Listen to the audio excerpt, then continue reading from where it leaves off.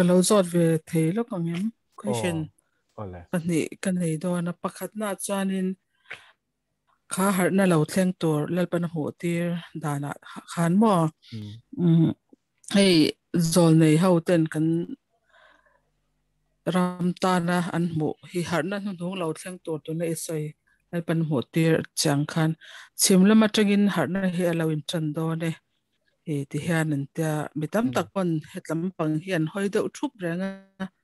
e a then chuan baptist ko shan khitlam panga tanga in chan turanga han soi fe te po hino kha kha engtin nge lal pan mu tir chatin zol nei tembeng pastor chon hian e sai lian le sai te a mo kha ko shan baptist le Presanity in tihanan han chuidon chawta zela sai lian zok hi angeta atita sai te zok chu baptist ko shan chu chuan a keng nung don anga ron soi hi ron chui the nama khami harna chungchang lo thleng hun nung tur ya a khovel pum pui huwa poni chabik in mizoram tan anga lalpan mu tir che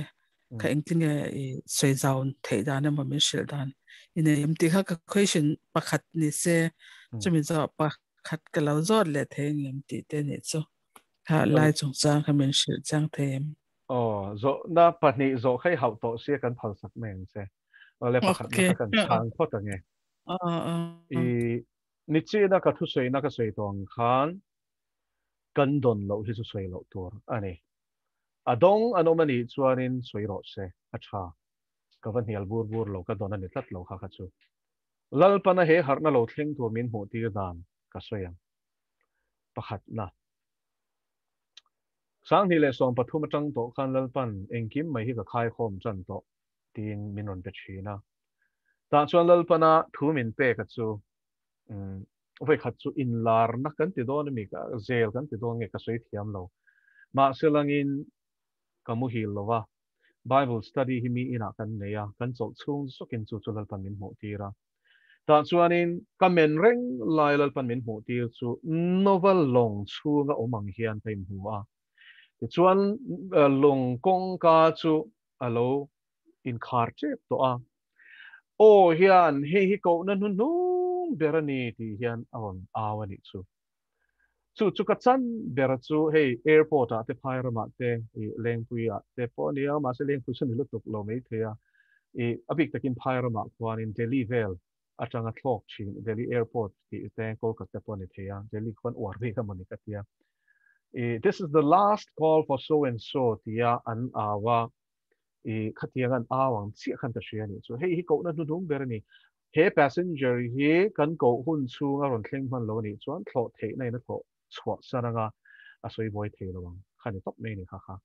when he last call ti kha chu choron ri ni chu ko na nu dung ni lal pa hianin he hi khar che to mo kha long kha lo khar che to a ko na nu dung ani chu wangin he har nan nu dung lo thleng tur hi ko na nu dung ani ti hi chiang takin lo siang se o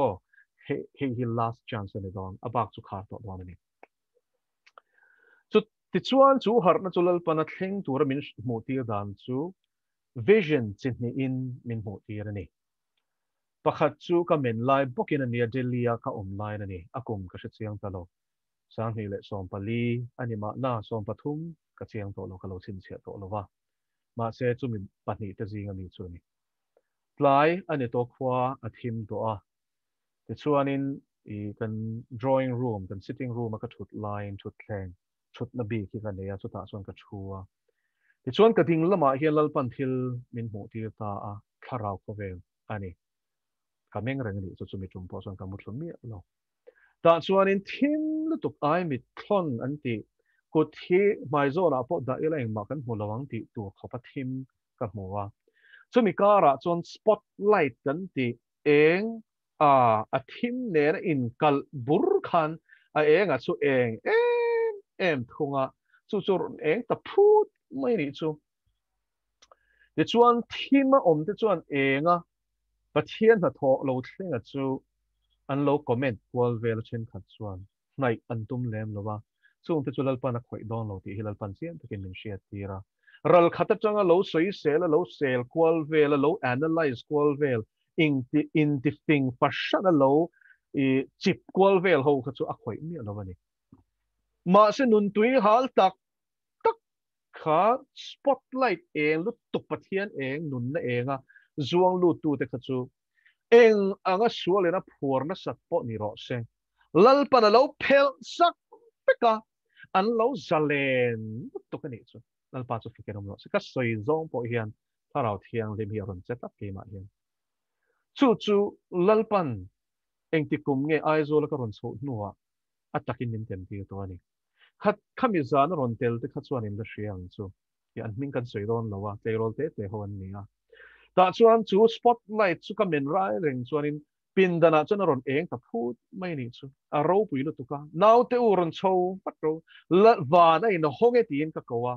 ta chuan chen khat ron chowa anointing lal pan min man tir pakhat lal pan min khoi tir phe chu dar kar enga mozat a tho thelo pathian hriat thi na khan na salu tu ka khani zan khan chumi zan chuanin pathian thu ka soya hel deuh te po khalal pan a hmangai nai nen khoi chu chap bang thei mi alo te po kha anomani mak khok mai tong kam khat khan an thin lung khalo mi kadang lam vek a ti reng ringot nei ni kha phei kha chuan chu tiang chuanin chu chu a thleng to ni tuna kan ba ka chu ka soi le tur hi ni ya jeli kom lai thu na nia lai tho ania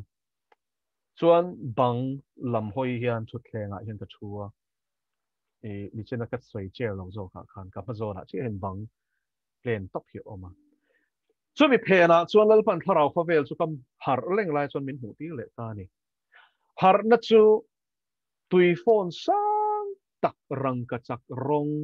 golden tsunami tin sap chong chang ka soi mai anga chu tiang chu ron tle khi ni fit za vel sang ni ang a ka ti a chan chu mihring a de reng reng te kha alaka khan fang hir te dum te ba kang hian mihring kha ka hmolawa chuan chu chu ron tle phei ta chiam mai ro pui lu tuka a khoi ho kha chu sual ni in shiat na khan an khata pathian kha ra ve na sual ni in shiat na pe khan an leta an khur chot chok mai ni chu chu ta chuan lal pa thu ron thlenga sual ni in shiat na men lo he har na ron tle hu na hian thlen do na wangin khongai na chan chin tha fil tura inin pe ngai ti zarina ngai tha te hian chu chu lo beng khonang cheu an sual zia shil hun ani lo pathian ni na ngai dam thei zia shil an mamo top tom ani lo chuan setanan aseng khalang cheu chu wangin sual nin hriat na men lo thleng non pentecost ni ang khan u nau te u eng ti kan tiang an thin lung chu fe chun angin na te ro bo khai na sa kha thleng non i sual ti hi filangai don lo ani mu chuak chiang lu tu khi om ngai nan shadok lo an shadon lo zo ka ni chu chu wain he har na lo thleng tur hi chu la thleng lawa eng ti ka nge thlen non ka she lawa tun kum ti rai ro chon lal pan chu har na lo thleng tur chu minok kêu hồn tiêu tuần min kêu hồn tiêu cái tỷ phan kế mà cả không để là viên cả cầm mang in lalpan là hồn tiêu chân to à xem lại tuần này mấy thế à hun cả suy thế lâu cả siết lâu à vàng in min sil poi cả ring suang lâu à thu thu ni lal berania à đủ hun hun aron ti ranga giờ này cái cha đủ chiu chu he thu cha ngai thà thì tin chân em ngai takin Mizo to phot chu he thu cha hi he income na hi lo thon dar ro o không ai takin anin pe ngai last chance ati lal pan hi hemi zo chona kharanga thimin azui ngal don ani taksa thi na ringot khara phlak lo shem hunan chan tur thleng lal pan min mu ti rawangin chan hem ngai ang chu o chu chu angin ka ngen cheu ni chu an oi lo ani chuan an thisen mon phurang kha khalo lungai su a thona khain na ni ti chuan zarin ka soi zong zong hi in oi vek lo po ni mai the ka boi chuang lo lal thu ka oi chuan ka ti tur ka ti ni mai tok veo mi alom chuan a tok ti chuan zarin a hian chu chu zo na pakhat na chan na chu ani a pani na kha